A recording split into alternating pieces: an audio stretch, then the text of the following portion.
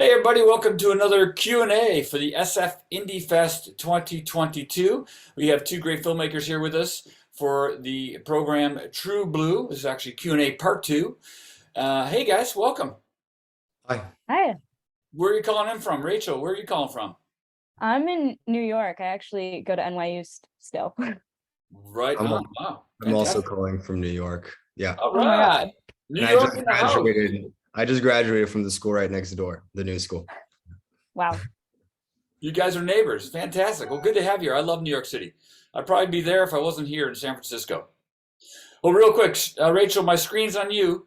Introduce yourself so I can put your face to your film and what your role was in your film and briefly describe it.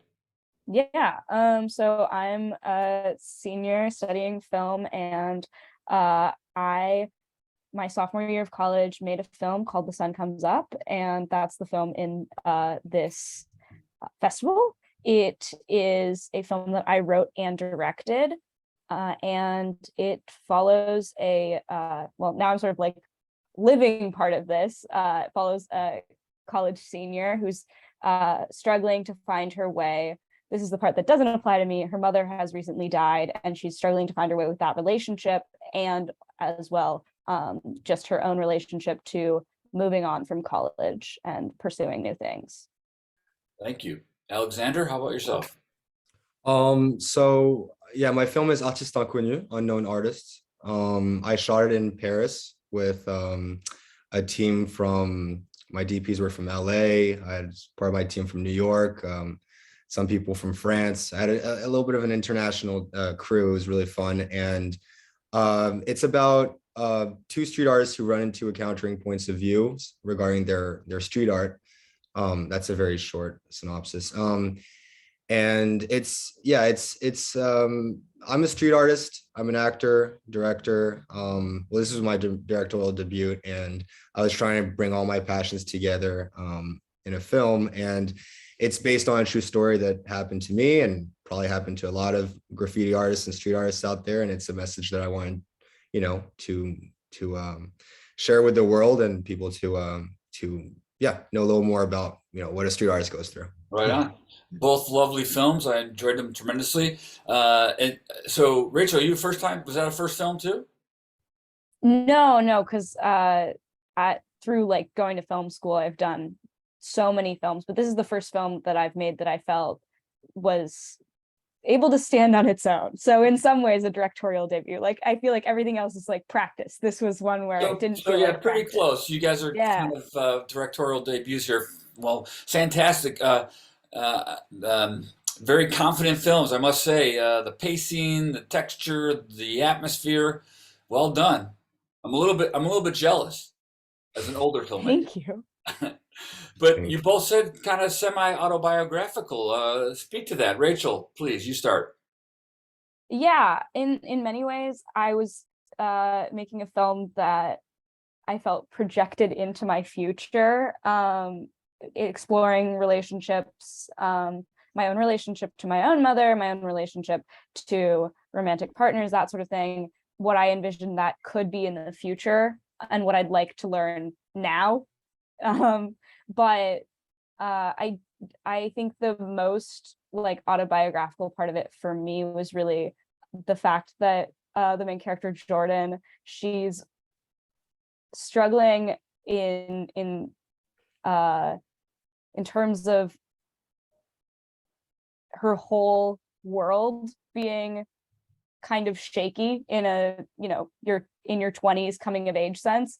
And honestly, my entire college experience, and I think exiting college as well, something that's on the forefront of my mind, that is the truest autobiographical thing about the film, is just constantly, it's like you're going through a second adolescence. Mhm. Everything about your world is just a little bit shaky. And Yeah, that's what the film ended up being about for me. yeah. It not that I am like the main characters or the characters in the movie, but it reminded me of my college days somewhat too. I have that in my notes. It reminds me of my college days somewhat. So interesting.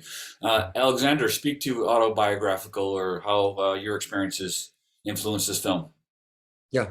Like I said previously, I grew up as doing a bunch of stuff in Paris, but I was also a street artist, and I still do street art. I'm a painter in New York City, and yeah, this is based off of a mix of two true stories that happened to me and a friend of mine in Paris. And yeah, I guess I was just trying to, you know, put a spotlight on showing how ridiculous criminalization of street art could be, and criminalization of graffiti could be, and kind of link that to politics in France. I'm Franco-American. I grew up in France my entire life with a French education. So, you know, I wanted to share what I saw, you know, as a street artist, and the different things that I've Yeah. experienced. Yeah. Yeah. And then even how maybe, you know, if I can generalize, street art can improve our lives or beautify our lives, right? I mean, Yeah. the Yeah. end result of that movie, it was a wonderful payoff. I mean, Yeah. it's sweet. Yeah, it's to show that people have different points of views when it comes to street art, and some people, you know, think that some street art is not art, and some people think the opposite. So, you know, we all agree and disagree on street art in society, and yeah, I wanted to show that. Yeah. And your stories are and films are things I could talk to you individually about for, you know, an hour at least, but we won't have time for that, unfortunately. But let me ask, is there bad street art? I don't think there is. I think Oh, that wow. Okay. I think it really depends on your tastes, and yeah, it's like people could say there's bad architecture. Right, there That's is. such a diplomatic answer. I think Yeah, it really depends on the person. There's some street art I don't like. Doesn't mean that I think it's criminal and someone should go to jail for it. Yeah, but no, yeah, I think it depends on your tastes. Yeah, very, very diplomatic, sweet answer. Well done. Speaking of different point of views on your film too, if I remember correctly, is it what medium did you shoot in? I mean, there's different mediums? No, did you shoot in film, or there's different perspectives and stuff, different aspect ratios? No. Are you asking me? Yeah. Oh, yeah. So the intro is shot on VHS. One of my closest friends in New York is specialized in his experimental films in VHS, and I wanted to bring him on the team to shoot the intro. But no, the rest is shot on Blackmagic. You know, this was my thesis film, so we didn't go for a crazy camera. I love that VHS intro. I thought it was appropriate, and Thank you. lent itself to kind of the gritty art, street art. Thank you. Yeah. Yeah. Yeah. Well done. And Rachel, how about you? Tell me a little bit about the production. Yeah. Different locations, sophomore, film, a little challenging. Yeah, so I mean, this is extreme micro budget. We worked, it was actually done, I spent 2 years at Emerson College in Boston. It was done then. We worked with an independent student company that gave us $400, so extreme micro budget. And we shot digital and also actually shot 16 mil. It's difficult to tell sometimes in the film itself. There's one scene that's 16 mil, and it is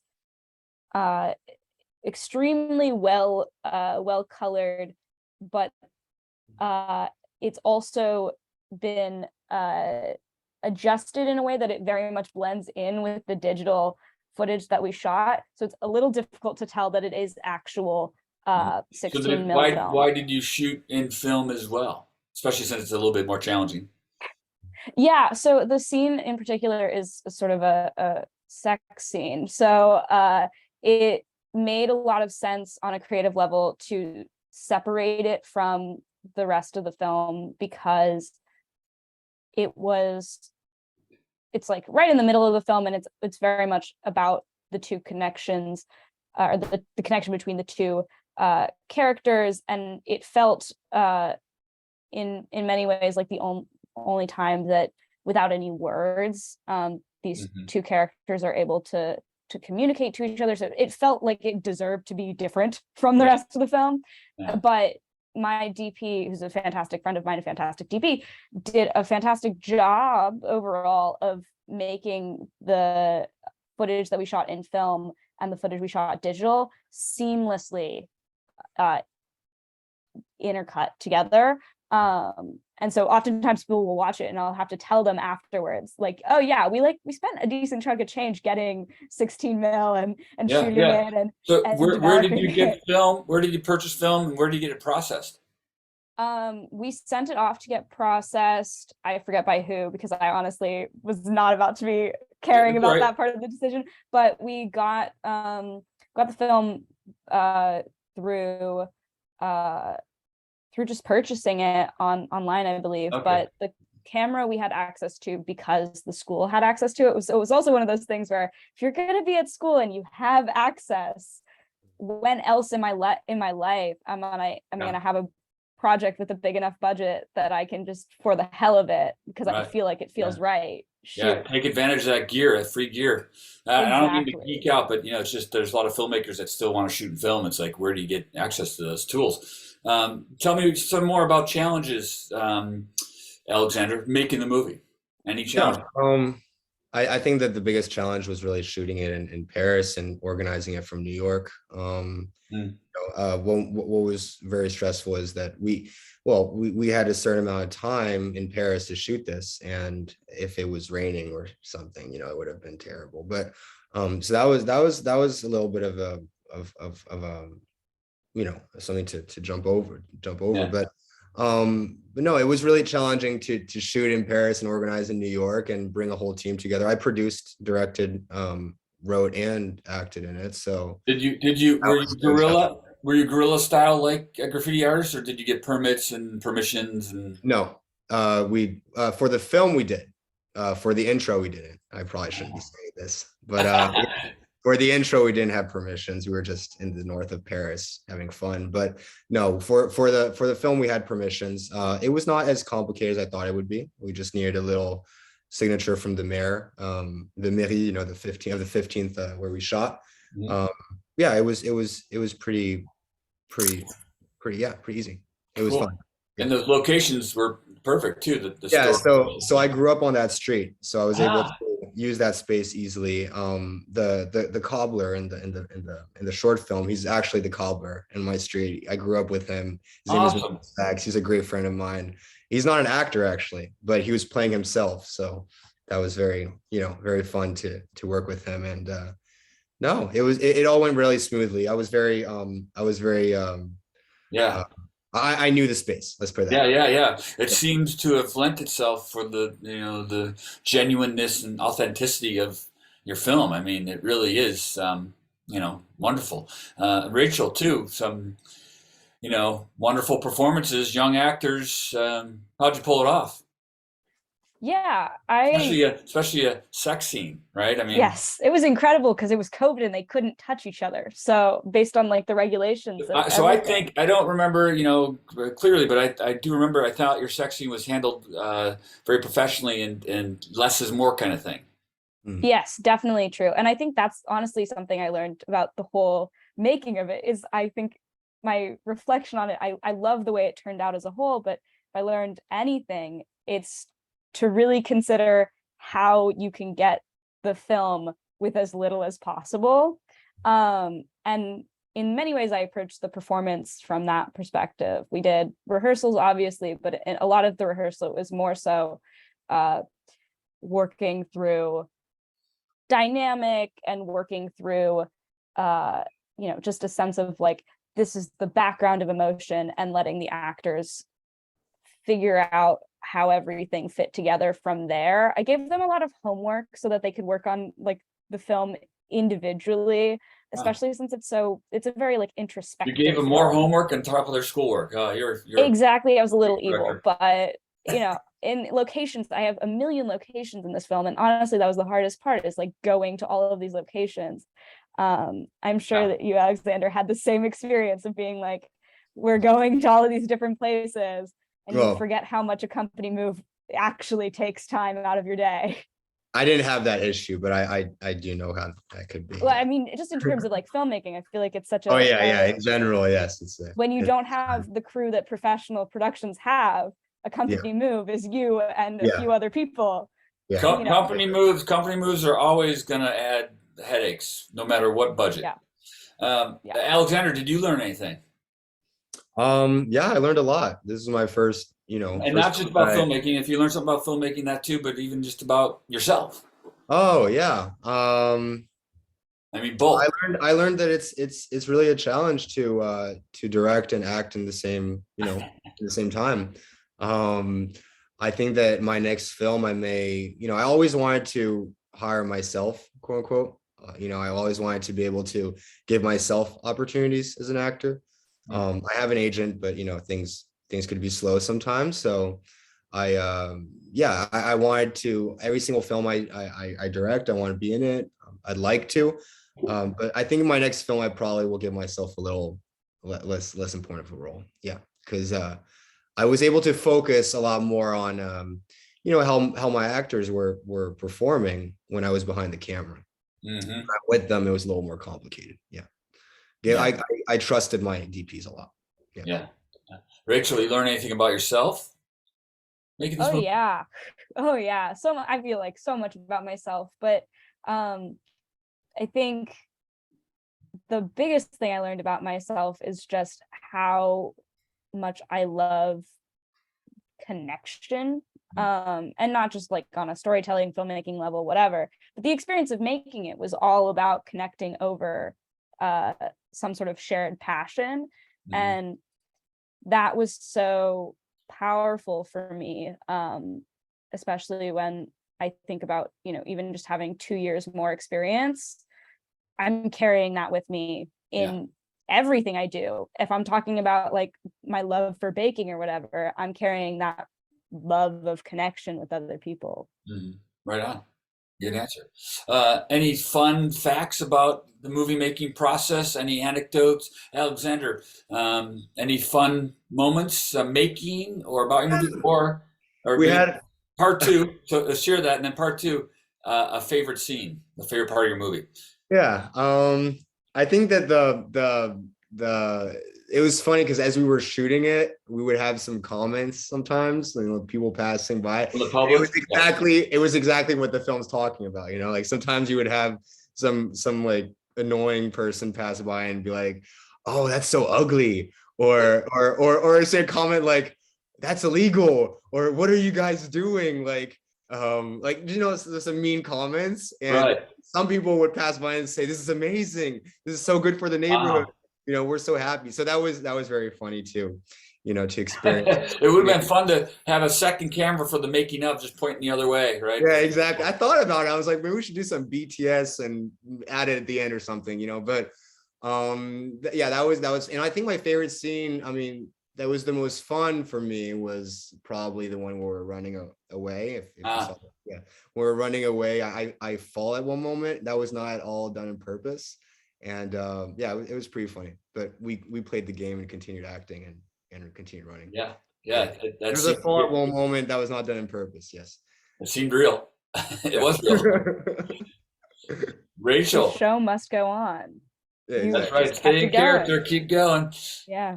How about you? What was a fun moment making your movie? Fun moment. Or just a memorable moment. Doesn't have to be fun. It could be Yes. like, you got chased by the cops. I don't know.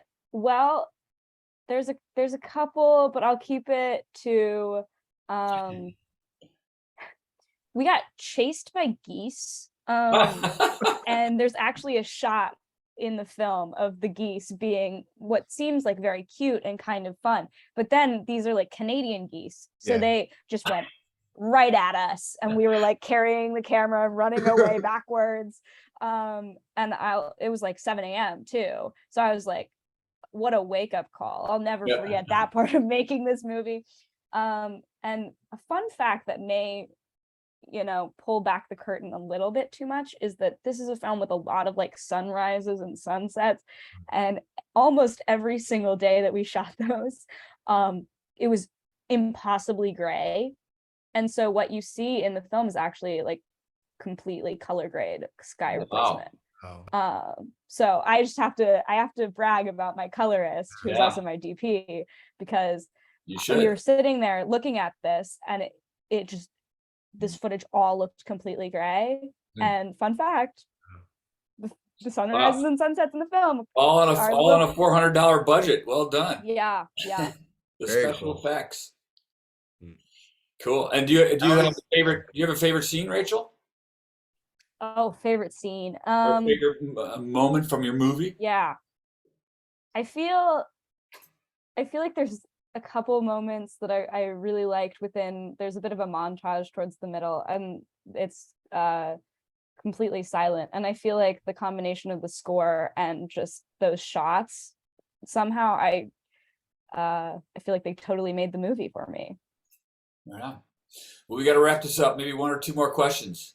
Do you hope audiences get something out of your movie, or is it purely for yourself, or purely for entertainment purposes? What's a takeaway maybe you want an audience member to feel, Rachel, since I'm on you still?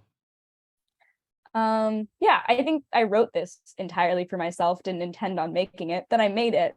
And now that I have some distance from it, I feel that I want people to get something out of it. I want people to just on some level question themselves, think about how they have relationships with other people, and how they especially if they're people around my age, a little bit younger. I think that a slightly older coming of age story is something that we're missing a lot of, and I hope that they can appreciate that story. Cool. Alexander, same question. Yeah, like I said at the beginning, this is a subject that I think people don't know about enough, or don't think about, or don't talk about. So I wanted to share this a little bit with, people, and so they at least know about it, and not be closed-minded towards graffiti in general. And no, it was also very personal. It was a story that, I've always wanted to, share, and I thought it was the right time as for a thesis film to do something like this. And it was, yeah, it was very personal, I guess. Yeah. Cool. Right on. What's next? I don't know yet. I would love to make a feature one day with this story. Maybe not right away. I'm writing a few shorts right now. I have a few ideas. Yeah, I'm doing a bunch of stuff in the same time. We'll see which one goes first. Yeah. Right on. Cool. Do it. Rachel, what's next? I have another short film in post right now, trudging through post, and I'm currently in pre-production for my thesis, which I'm very, very excited and a little bit intimidated by right now. Do it as well. Impressive. An overachiever. All right. Making me embarrassed. Well, hey, anything you guys want to add that I didn't ask you, or anything you want to say before we sign off? We got to go. No, Right. I hope Alexander, you go ahead. enjoy the film. Yeah.